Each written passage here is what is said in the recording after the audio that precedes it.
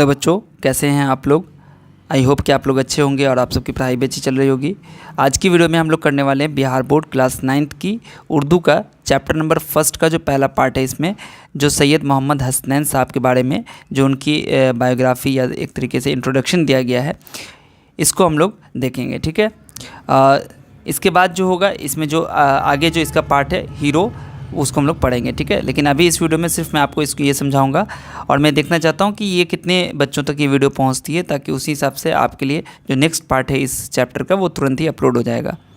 सैयद मोहम्मद हसनैन, पिछले इसमें जो है ना इंशाइया, ठीक है, इंशाइया के बारे में मैंने पहले समझा दिया वीडियो में, आपने देख लिया होगा। अगर नहीं देखा है तो आप वीडियो के कमेंट इसमें डिस्क्रिप्शन बॉक्स में आप जाइए, वहाँ पर आपको लिंक मिल जाएगा। ठीक है, सैयद मोहम्मद हसनैन 2 अक्टूबर 1920 ईस्वी को पटना में पैदा हुए। ठीक है, तो यहाँ पे ये जानकारी मिल गई कि 2 अक्टूबर को 1920 ईस्वी में पैदा हुए थे। कहाँ पैदा हुए थे? पटना में। सिलसिले नसब खानवादे इमाम ताज फ़कीह से मिलता है। ठीक है, जो इनकी जनरेशन है, इनके जो पूर्वज हैं वो कौन है?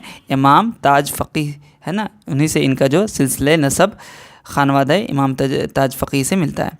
राजा राम मोहन राय सेमिनरी स्कूल से मैट्रिक और पटना यूनिवर्सिटी से 1940 में MA उर्दू का इम्तिहान पास किया। ठीक है, तो उनके स्कूल का भी नाम दे दिया है राजा राम मोहन राय सेमिनरी स्कूल। ठीक है, वहाँ से उन्होंने मैट्रिक किया था और पटना यूनिवर्सिटी से 1946 में MA उर्दू का इम्तिहान पास किया। ठीक है, यानी कि उन्होंने किस सब्जेक्ट में MA किया था? उर्दू में। 1956 ईस्वी में बिहार यूनिवर्सिटी से PhD करके रियासत बिहार में उर्दू की पहली PhD डिग्री लेने का इम्तियाज़ हासिल किया। यानी कि उर्दू में PhD डिग्री लेने का पहला जो उनका इम्तियाज़ था, मतलब पहला जो उन्होंने डिग्री लिया था, इनका उनको इम्तियाज़ हासिल था। ठीक है, 1968 ईस्वी से लेकर 1985 ईस्वी तक मगध यूनिवर्सिटी के शोबे उर्दू, यानी कि उर्दू के डिपार्टमेंट में, उर्दू सब्जेक्ट डिपार्टमेंट था, उसमें सदर शोबा यानी कि HOD की हैसियत से काम करते रहे। इस दौरान कसरत से इल्मी व अदबी मकालात हिंदो पाक के मुख्तलिफ़ रसालों में शाया हुए। यानी कि इस दौरान बहुत सारी कसरत, मतलब क्या था? बहुत ज़्यादा लातादाद, मतलब बहुत ज़्यादा इसमें जो है क्वान्टिटी में उन्होंने क्या किया कि इल्मी और अदबी मकालात हिंदो पाक, यानी कि एक तरह से कह लो कि जो इनके आर्टिकल हैं ना, वो हर जगह हिंदुस्तान में भी, पाकिस्तान में भी अलग अलग जगह पे शाया होते रहे, मतलब छपते रहे। मगर जिस काम ने उन्हें शोहरत और मकबूलियत अता की वो सिन्फ़ इंशाइया निगारी के सिलसिले में लिखी गई उनकी किताब है। यानी कि उन्होंने एक किताब लिखी थी, वो उस किताब की वजह से ही उनको क्या हुआ? शोहरत और मकबूलियत मिली। ठीक है, सिन्फ़ इंशाइया निगारी के सिलसिले में उन्होंने किताब लिखी थी।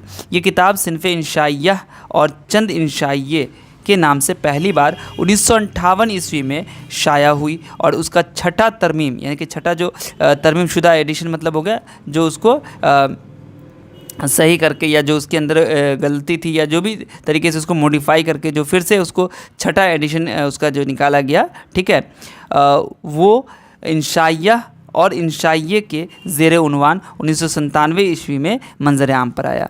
इस किताब में मोहम्मद हसनैन आज़ाद से लेकर शफ़ीक़ा फ़रहत तक कुल 27 इंशाइया निगारों के मज़ामीन शामिल हैं। देख लो।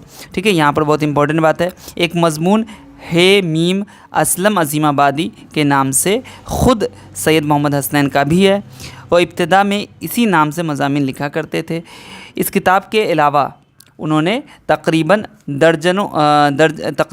2 दर्जन किताबें लिखी हैं और कुछ मुफीद ख़ास नंबर निकाले हैं। ठीक है, हसनैन साहब मुलाजमत से रिटायरमेंट के बाद, यानी कि जब वो रिटायर हो गए उसके बाद पटना में रहने लगे थे, मगर अपने बेटों या बेटियों के घर दिल्ली, अलीगढ़ और कराची वगैरह आते जाते रहते थे। ठीक है, उसके बाद कहता है अक्टूबर 1989 ईस्वी में पाकिस्तान गए थे, 1999 ईस्वी में पाकिस्तान गए थे, वहीं इंतकाल हो गया और इस्लामाबाद में मदफून हुए। ठीक है, इसका मतलब उनकी जो कब्र होगी, कहाँ है कब्र? तो इस्लामाबाद में। इस्लामाबाद कहाँ है? पाकिस्तान में। सैयद मोहम्मद हसनैन ने खाके भी लिखे हैं। ठीक है, और तनकीदी मज़ामीन भी लिखी है। ठीक है, उन्होंने मगध यूनिवर्सिटी से एक रिसाला मस्साम के नाम से निकाला था, जिसकी रिसर्च के एतबार से अहमियत थी, मगर उर्दू में लाइट एस्से को इंशाइया के नाम से मुतारफ़ कराने का अहम काम उन्हें ज़िंदा रखने के लिए काफ़ी है। यानी कि जो इंशाइया है ना, उसको लाइट एस्से के रूप में बताने के लिए, इंट्रोड्यूस करने का जो बहुत ज़रूरी काम था, अहम काम था, वो उन्हें ज़िंदा रखने के लिए काफ़ी, यानी कि उन्होंने ही किया था। उन्होंने यह बताने की कोशिश की है कि इंशाइया किस तरह अफ़साना, मकाला या ज़रीफ़ाना मज़मून से मुख्तलिफ है। ठीक है, ये सब क्या चीज़ें होती हैं मैंने आपको शॉर्ट वीडियो में समझा दिया है। ठीक है, अगर आपको वीडियो देखने को मिली है तो बहुत अच्छी बात है, नहीं तो आप कमेंट कर दीजिएगा, मैं आपको ये बता दूंगा। ठीक है, हालांकि आगे इसमें इसी बुक में आपको पढ़ने को भी मिलेगा। ठीक है, अफ़साना, मकाला या ज़रीफ़ाना मज़मून से मुख्तलिफ है। उनके यहाँ मुख्तलिफ़ तरह के मौज़ूआत मिलते हैं, मगर अंदाज़े बयान में ज़्यादा फ़र्क दिखाई नहीं देता।